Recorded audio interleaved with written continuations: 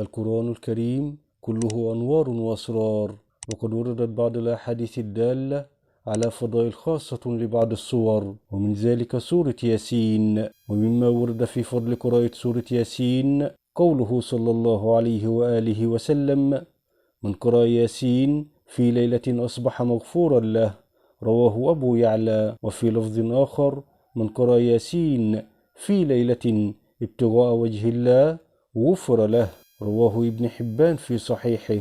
وقوله صلى الله عليه وآله وسلم: اقرأوا على موتاكم ياسين، رواه أحمد وأبو داود وغيرهما. وروى البيهقي في شعب الإيمان من حديث أنس بن مالك رضي الله عنه عن النبي صلى الله عليه وآله وسلم قال: إن لكل شيء قلبا، وقلب القرآن ياسين، ومن قرأ ياسين كتب الله له بقراءتها قراءة القرآن 10 مرات.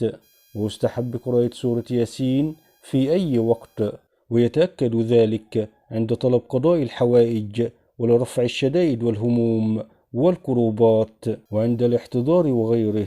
ولقد قال ابن كثير في تفسيره: ولهذا قال بعض العلماء من خصائص هذه السورة أنها لا تقرأ عند أمر عسير إلا يسره الله تعالى، وكأن قراءتها عند الميت لنزول الرحمة وليسهل عليه خروج الروح.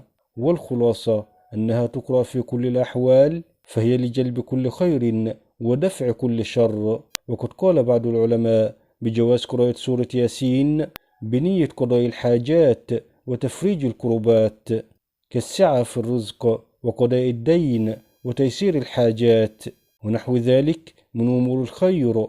وأن من قراها متيقنا بأن الله عز وجل سيقضي حاجته ببركة قراءة القرآن وسورة ياسين، حصل له مقصوده بإذن الله تعالى.